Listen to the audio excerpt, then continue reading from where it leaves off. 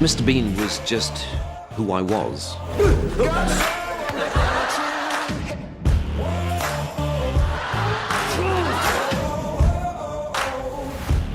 I still find him funny, and I think I can still perform him, you know, dye my hair, and I'm off.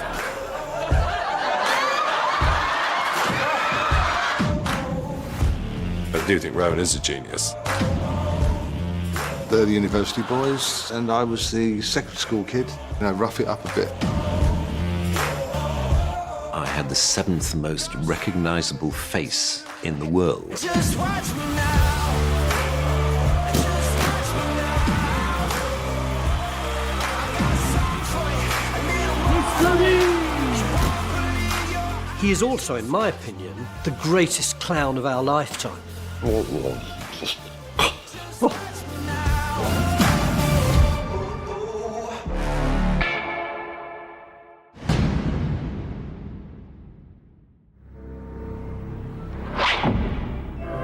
At 8 p.m. on New Year's Day, ITV broadcast a pilot for a new comedy sketch show starring Rowan Atkinson, simply entitled Mr. Bean. ITV were looking for one half-hour show to fill this one gap in the schedule, and ours was the only one that seemed to be about.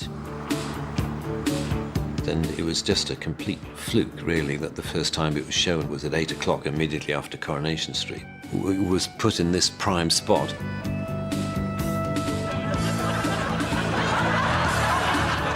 When it was presented to the British public, it was so mainstream that it never occurred to people that what they were watching was a sort of unique bit of genius by an irreplaceable comedian. They just thought, oh, here's a big, popular show. This first episode was made up of 3 sketches. Church sketch was the first Mr. Bean sketch, with Richard Briers playing the guy that, unfortunately for him, I'm next to. Just watching a guy trying to stay awake, and he's failing. And it's fun just to watch it in real time.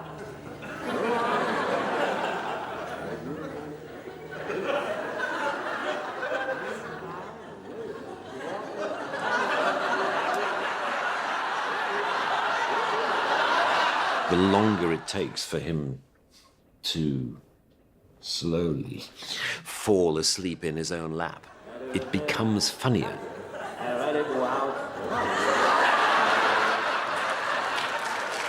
The great joy of these was the rehearsal of them, and they didn't take very long. We had an idea, it seemed rich, and we would just sit in a room and say, well, what's the next thing that could happen with the resources that we've got?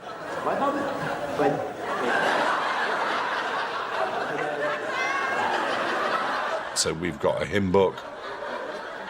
He could have something in the pockets of his jacket.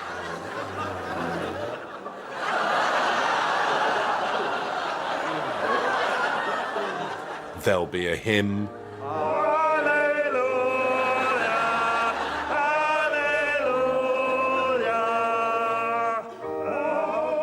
And we just worked it out communally. Probably church took, you know, an hour. Ro has this tremendous ability, once he's got something that's funny, never to forget it.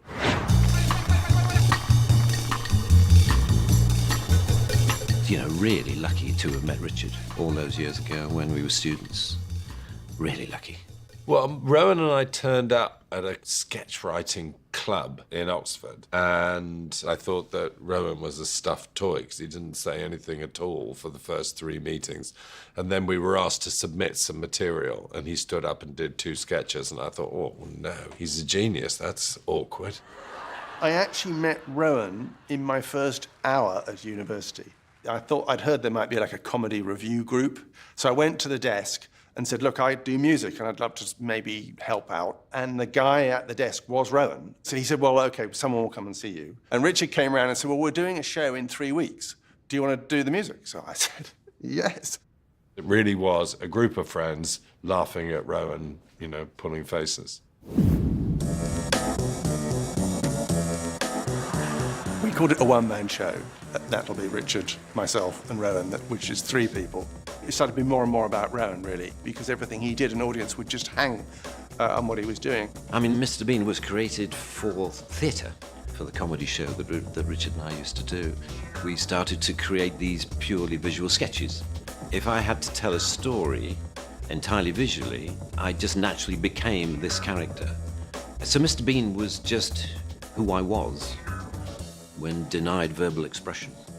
I think he's a funny idea, you know. He's absurd, but he makes me laugh. The sketches they created for the theatre would become the 3 sketches in the first episode of Mr. Bean. It hadn't occurred to us that there was a universal character. One was a kind of bloke who goes to church a lot. One was some awkward guy with some swimming trunks. The other one was a younger guy who was cheating in an exam. When we thought, let's do this TV show with whatever it was, 3 of them in it, we thought, oh, we better wear the same costume.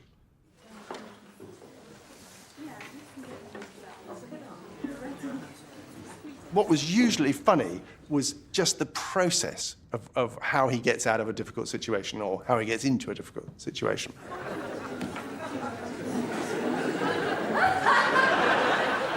Done your revision? Oh, yes. I've concentrated on trigonometry. I've done calculus mainly. I believe they concentrated on calculus last year. Oh, dear.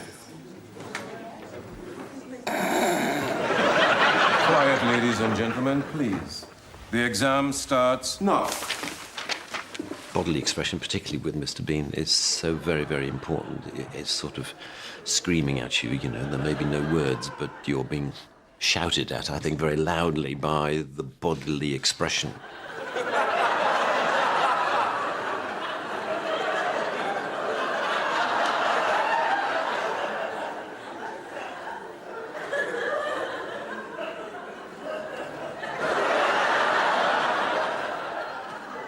The word compelling is quite good because I think that's what draws you into a lot of Mr. Bean sketches.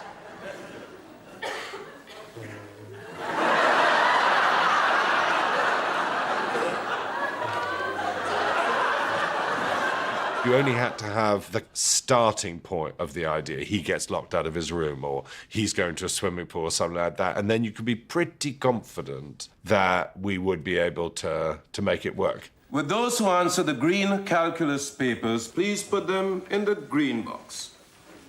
And those who answer the white trigonometry papers, please put them in the white box.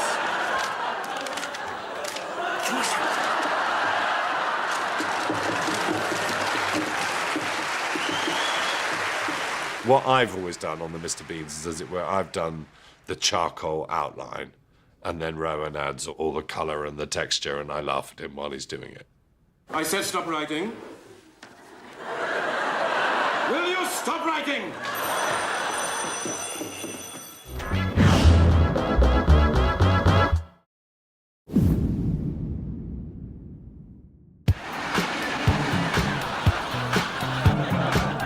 It is 30 years since the first Mr. Bean was shown on British television, and it became an instant hit.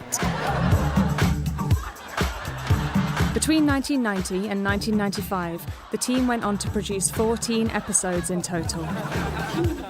I didn't know until this moment that there were only 14. I thought there were probably 114, and that Rowan had been coining it in for years and years, making this never-ending flow of Mr. Beans. We did the other 14 episodes in dribs and drabs. We didn't make 14 at once. We made 2, and then we made 3 more, and then we made 1 more, and then we made 4 more, and eventually we got to this rather paltry sum of 14. They were always given a sort of prime spot and earned their keep there. And suddenly, you know, people realised that visual comedy could actually hold a large audience.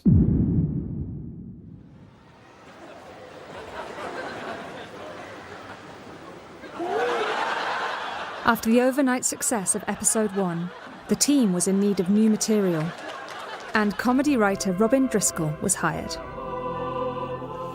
In your own time, sir. No rush. He would also feature in various sketches as a straight man to Rowan. I would say in the story of Mr. Bean, it's Rowan, Robin, and then possibly me.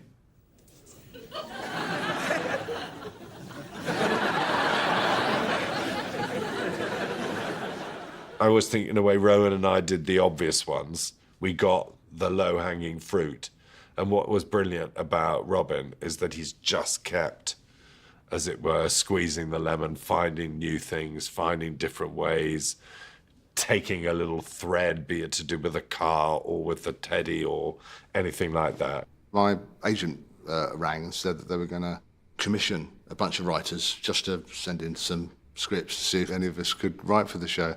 And I just wrote a stack like that. Richard and Rowan called me in and said, "We'd love you to join us."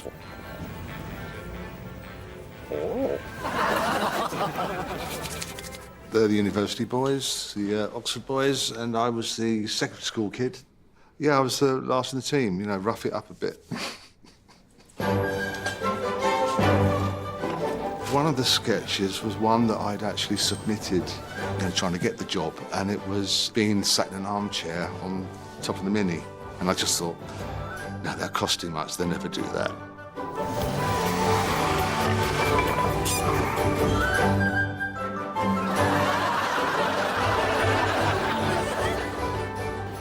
And I watched it the other day and I thought, well, it's quite good, isn't it, really?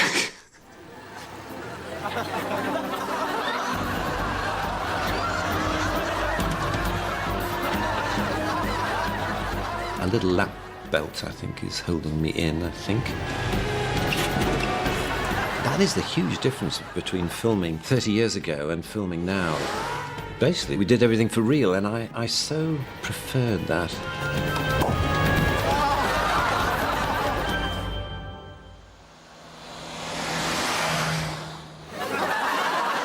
I'm sorry to have to tell you that there is a man hidden in the car with a small video screen doing the donkey work.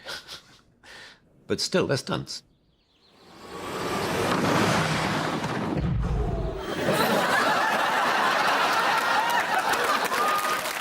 Even in that sketch, the sound of a Mini disappearing into the back of a removal van into a pile of mattresses, you know, what is that sound? And it was mainly...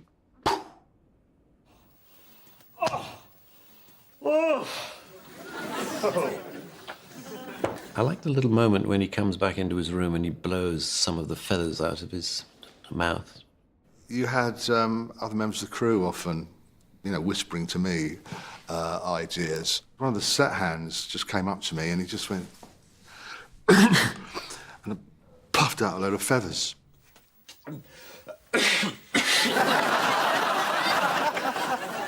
I like that. I'd forgotten that joke. It's rather sweet.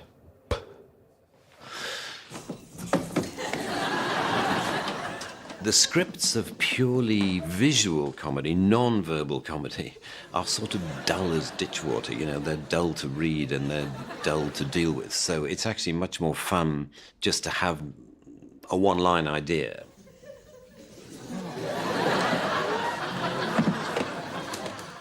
And then to be sort of semi-improvising, and then Richard would be there very diligently, or Robin, just, you know, writing down what I was doing, and then at least I could remember.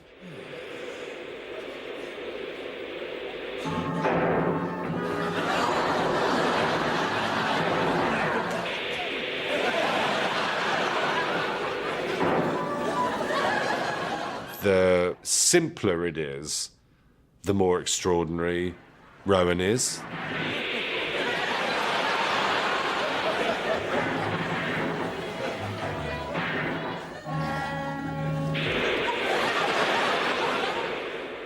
We set such small boundaries because we were thinking almost in terms of theatre rather than in terms of what you can set up with a camera.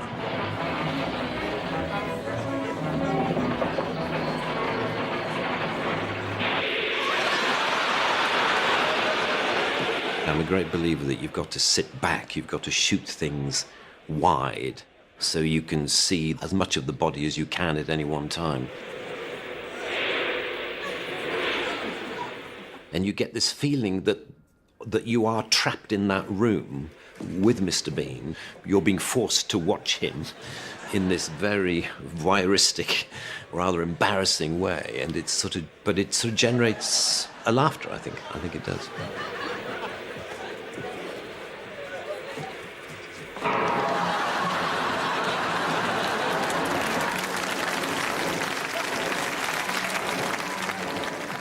Just frame it and look at it and stay there and let the action play out.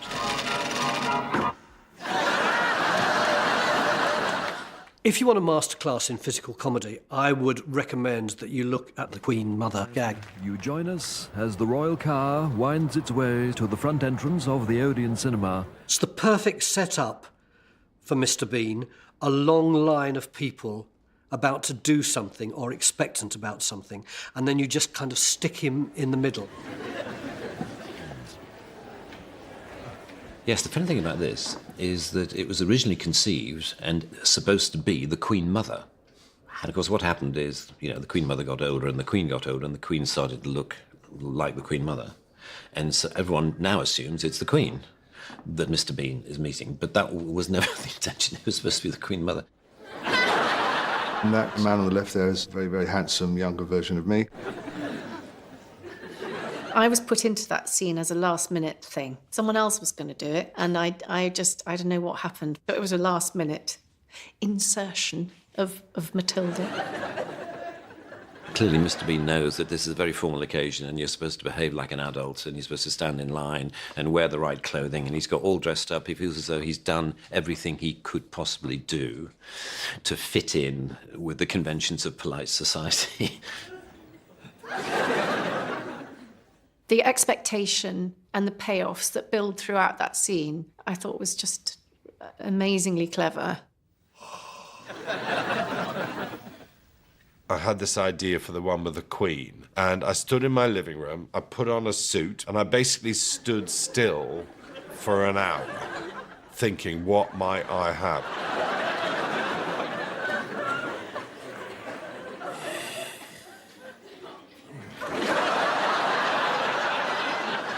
And then I'd take my 7 ideas, this could happen, this could happen, this could happen, into the rehearsal room with Rowan, and then they would turn into, 15.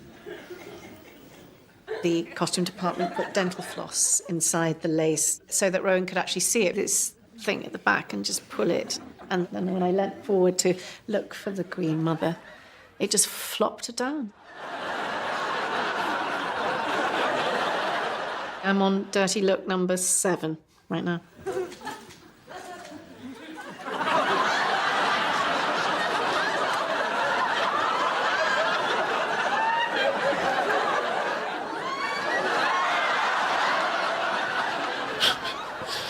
It's very silly, his fingers sticking out the trousers. Very, very silly. Oh, yeah. Nothing too low. I like that with comedy, when you build up to something really very shocking and surprising.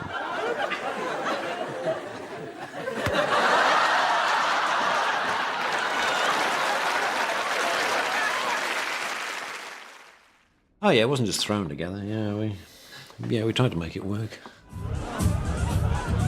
Matilda Ziegler was subsequently cast as Irma Gobb, Mr. Bean's girlfriend, and was the show's only returning character. Irma's character, I'm so pleased to say, was actively encouraged to be a bit sort of stroppy.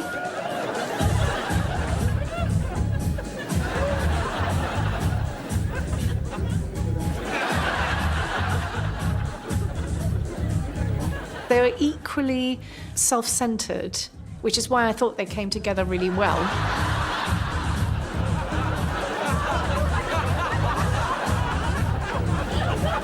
He met his match.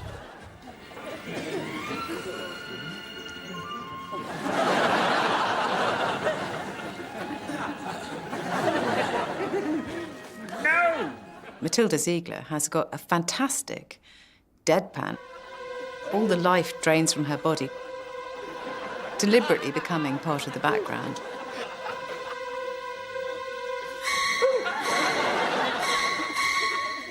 Except when he goes blank and then it's your turn.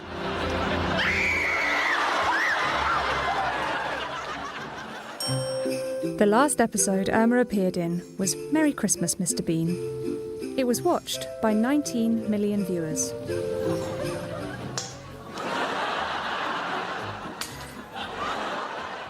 Christmas shopping is going on, and Mr. Bean accidentally gets given a baton to conduct the Salvation Army band that's playing carols. Now, you could do that one way, which is just chaos, but what we wanted to do was something much more precise.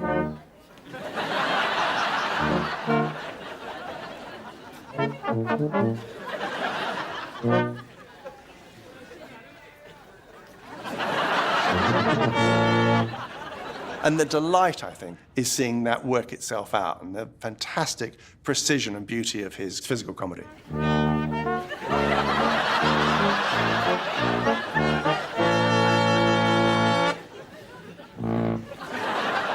So there were two turkeys. One of them was absolutely brilliant, but not quite right. It was smaller. And then on the day, this thing arrived. I thought of the idea for the turkey on a Christmas day.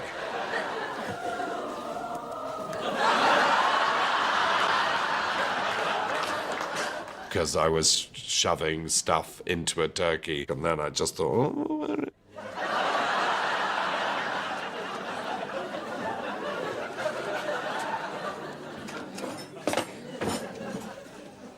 And just that moment when he rises up into shot, you think, whoa, I wasn't expecting that.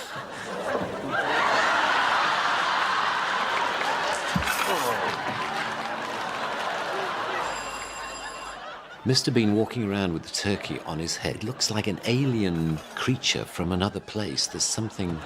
He came from somewhere else. Are you all right in there? Yeah, fine, thank you.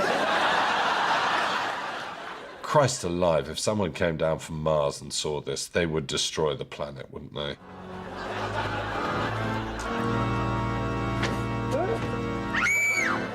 The catchphrase of all the rehearsals was, will they get it in Egypt? The idea was that it had to be something that every person in the world would get.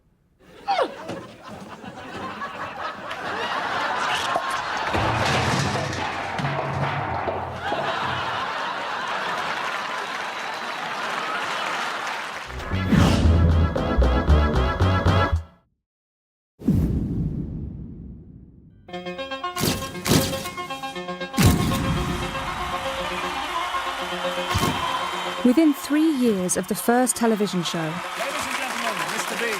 Mr. Bean had become a global sensation. I've never been to Canada before, and it's absolutely splendid. Some strange survey declared that I had the 7th most recognizable face in the world. And you sort of think, that is odd. Our friend, Mr. Bean. Sorry, Eric. Globally, I mean, I think we've sold, I don't know how many television markets there are, 180 or something. We've sold in 180. So he became very, very, very globally famous. You know, the internationalist thing means that people are certainly going to enjoy Mr. Bean without speaking any particular language. I remember a video signing, and there were policemen on horseback dispelling the crowds, and there was an extraordinary turnout. I remember having this arch of policemen allowing us to get out the back of the building into a car and zoom off, and I thought, this is fun. And Rowan getting in the back saying, I'm hating every minute of this. Because he doesn't hanker after that sort of adulation, where I thought it was an absolute riot. Well, it almost was a riot. One of the things I love about Mr. Bean and its success is the strange fact that it's so English and at the same time be so completely international.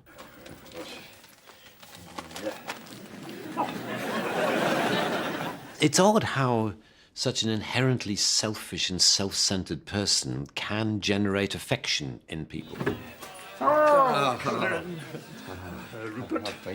Hubert. The likability of Mr. Bean, I think, is one of his charms.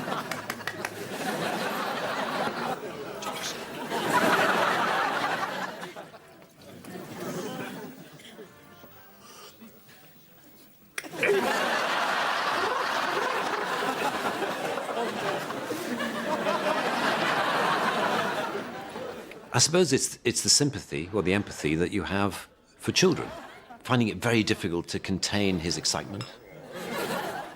He just gets it slightly wrong.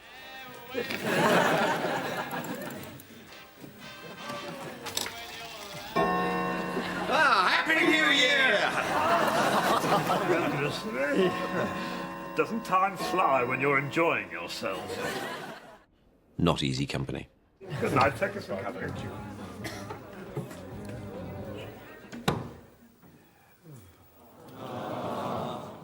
An awful lot of people will say to me, wouldn't it be fun to have dinner with Mr. Bean? And you think, no, you don't want to be doing that. He would ruin your evening. He's just got that sort of tension between conformity. Is everything all right, sir? Oh, yes. Are you sure? Oh, yes. And non-conformity, which I think actually is inside me a bit.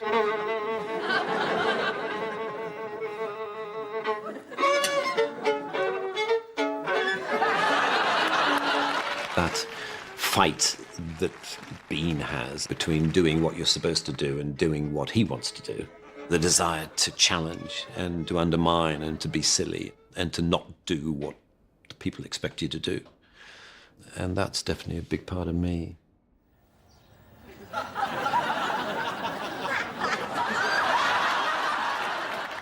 It's a very interesting juxtaposition, but the more you know him, the more Mr. Bean sort of makes sense, because in a way, there's an element of Rowan, the quite lonely schoolboy who people didn't talk to, existing in a silent world, you know, in that character.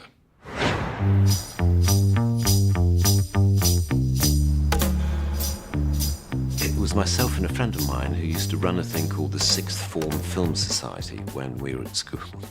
And this was just an excuse to get a whole lot of, weird and arty films and enjoy them really for ourselves. And if anyone else, wanted to watch them, then fine.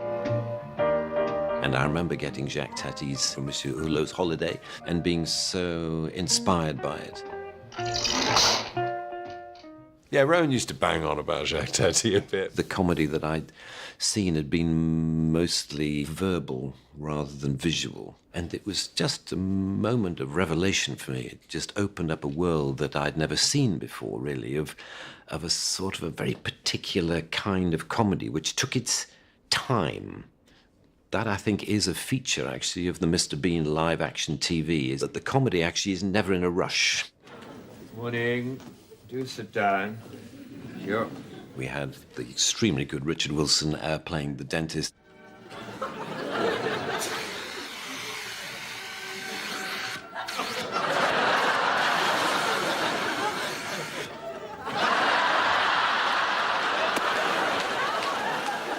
When I met Rowan for the first time, quiet farmer's son, studying chemical engineering, that couldn't have been further from this extraordinary outpouring when he just uses all his physical skills to be a great silent comedian.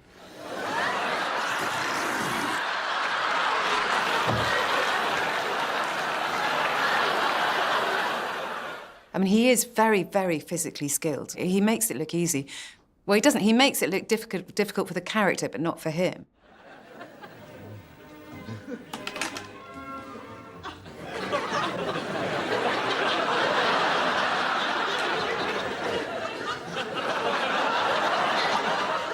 And you see how well executed that is. To get the timing of that right is not easy.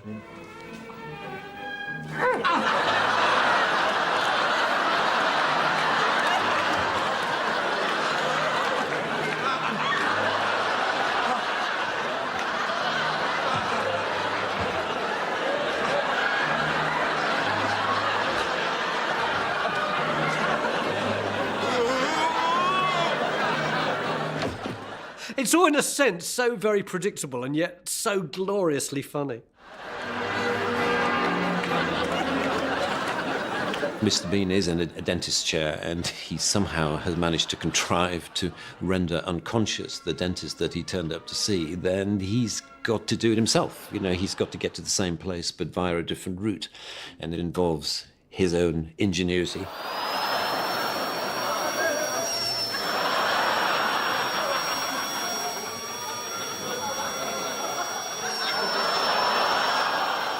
and working out mechanically how the problem could be solved.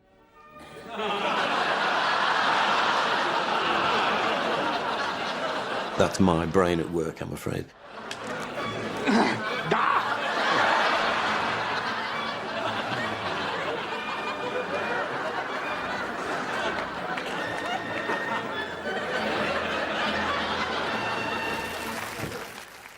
I think the truth of the matter is, Mr. Bean was huge fun to rehearse, quite a lot of fun to perform in the theatre, and quite hard to film. Excuse us a minute. Susie!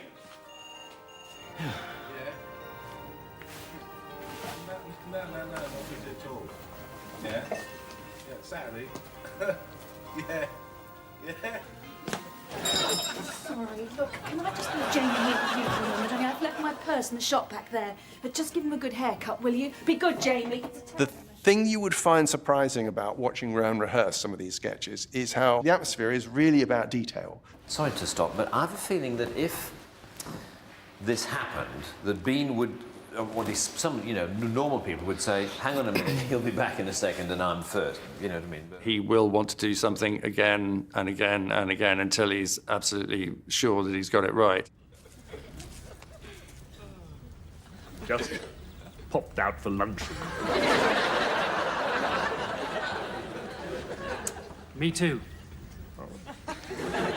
Nothing like a quick sandwich. No, absolutely.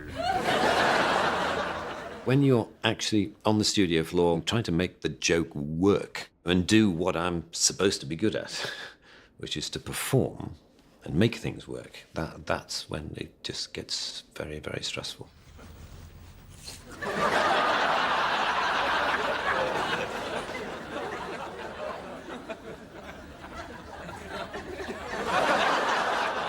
Rowan is a perfectionist. He's constantly taking in, is that lighting right?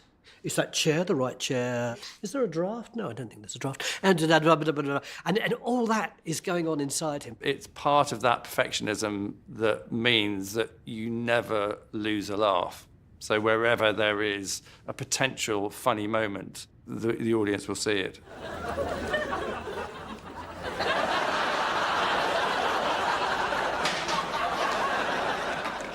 People say, oh, it's so marvellous because he's a perfectionist, you know. And I don't regard her perfectionism as a particularly admirable quality. I think it's more a disease than a quality because it's very debilitating. It's very draining.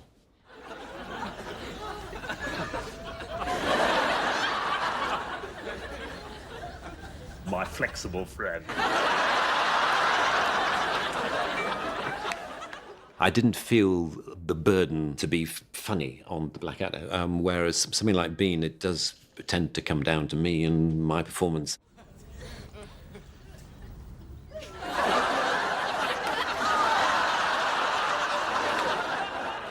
You'd definitely get letters now if you did that. You can't kill fish like that, even if they are rubber. That probably would have taken about 30 takes. I mean, he certainly didn't do it first time.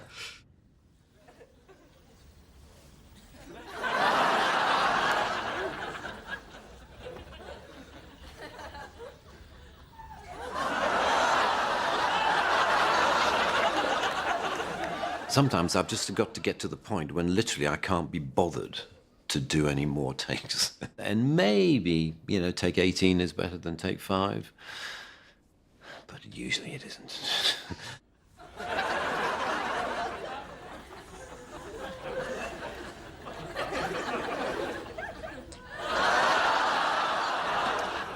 There's definitely a number of looks that, as a straight man, you have to make sure you don't double up on. So there's the sort of look askance, and the look surprised, and the look disapproving, and you have to kind of, which one shall I use here? 7A. I'll use condescending.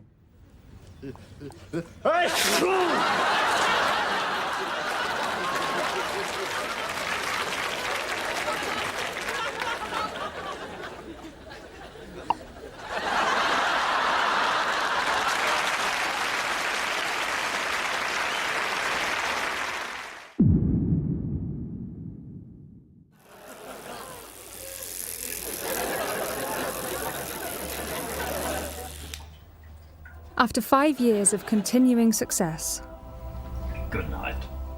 Goodnight, Mr. Bean was the last episode to be made for television.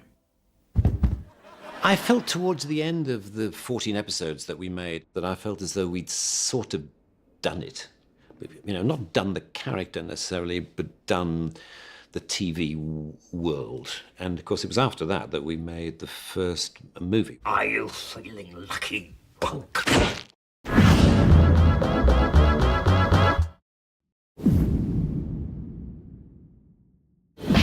Anything you want.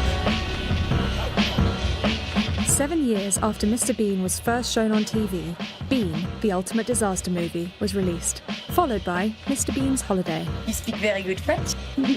Gracias. Between them, they took $500 million at the box office. She call me Mr. Bombastic, tell me fantastic. Touch me on me box, she says I'm Mr. Roll. When we made the Bean movie in 1996, we decided to plagiarize ourselves and use the turkey on the head joke again. And also shooting in the 90s was Friends, the famous American sitcom, and they stole the joke. Oh my God! And of course, when it came out in the movie, everyone said, oh, well, of course, they stole that from Friends. I'm absolutely dazzled by the Friends thing. I only saw it the other day. I literally can't believe what happened there. Bizarre. Bizarre. But in the end, you know, you can't steal jokes. Jokes are there to be stolen or to inspire others.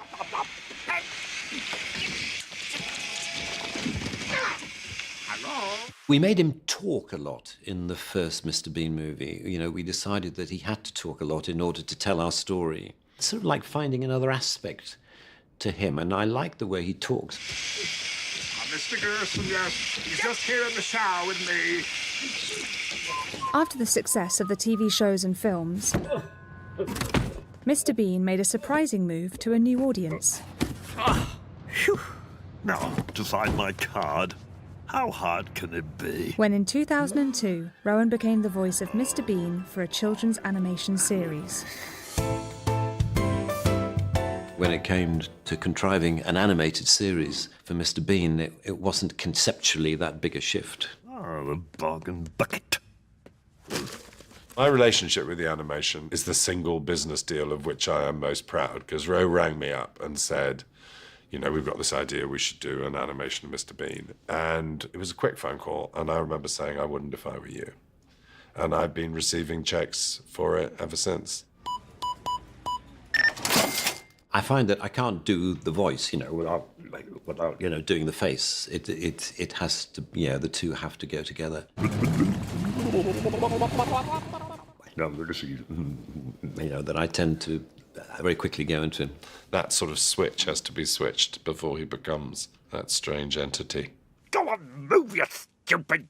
Get down. So you've never seen him in the booth? I've never seen him in the booth. Oh no! Andy! Oh, good. Come on! Oh, Teddy. That is hilarious. That's even worse than I thought. Poor Ro. Honestly, I'm glad he's getting paid. You know, I think if ever they made a cartoon about the adventures of Baldric and it was as good as the cartoon of Mr. Bean, I would be quite happy with that.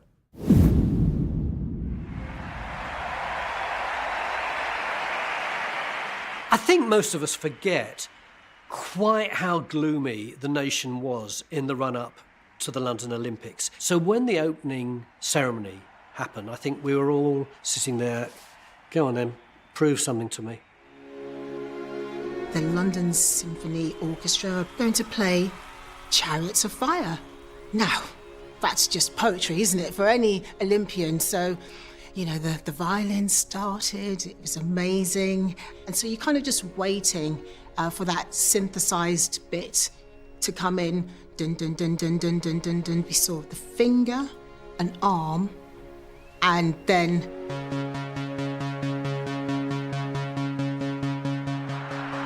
you saw Mr. Bean. Just genius. I mean, I just remember the whole stadium erupting, and that was an international stadium.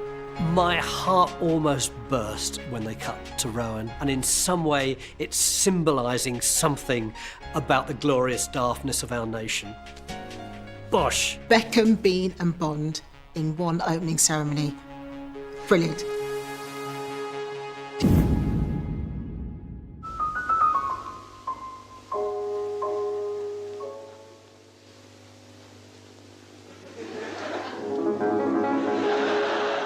Quite early on, in the first couple of years, we began developing specifically musical sketches. We later did a sketch, for example, where the whole stage was full of an invisible drum kit. And I suppose the legacy of those sketches ended up in its perhaps finest moment at the opening of the Olympic Games in 2012. He was never intended to be Mr. Bean, particularly. He was just a guy in an orchestra that Richard and I used to do on stage. I mean, obviously because it was me and because I was, trying to be funny without words. Unsurprisingly, I looked remarkably similar in terms of his body language and his general demeanour to Mr. Bean. It was never meant to be.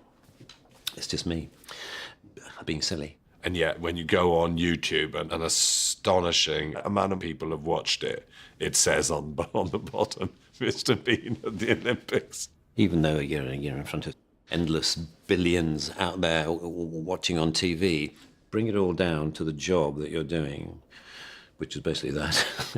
It wasn't quite perfect when he took a picture of the audience. 60,000 people laughing at him. 1.2 billion people enjoying it, and fundamentally Rose just a bit annoyed about the fact that the flash didn't go off.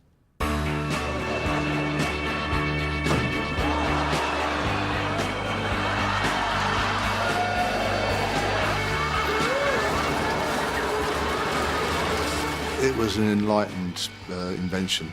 Well done, Rowan and Richard. I suppose I always had faith in its longevity as an idea, because I thought the idea was broad and simple.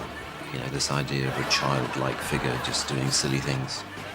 The fact that it's lasted is not, to me, much more surprising than the fact that, Buster Keaton has lasted or Charlie Chaplin has lasted. So if anything was going to last of our work, it would probably be Mr. Bean.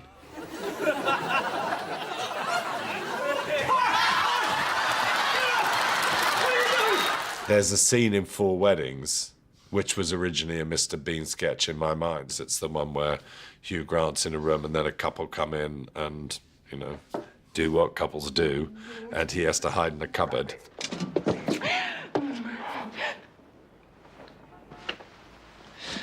Found it. Hugh's performance isn't as funny as Rowan's would have been. Now, future Mr. Bean. And I mean, he'd be older. There's no doubt about that.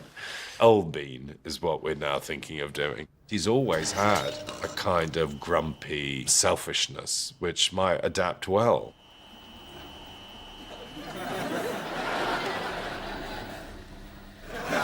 I still like him. I suppose what I mean is I still find him funny, and I think I can still perform him.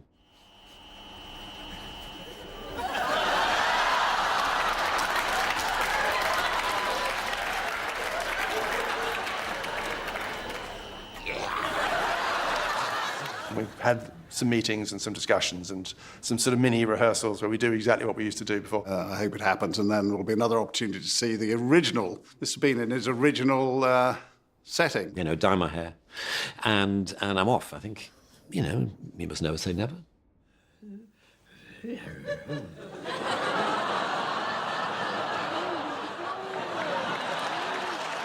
I mean, it's just been an honour in my life to have, worked with someone who's that, has got that basic brilliance.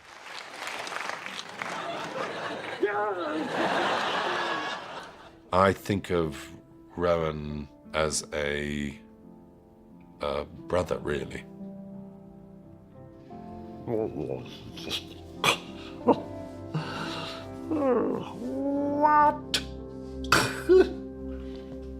Yeah, something like that.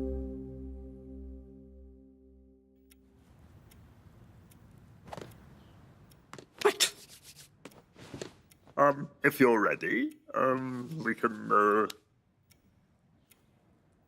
Hello? Hello?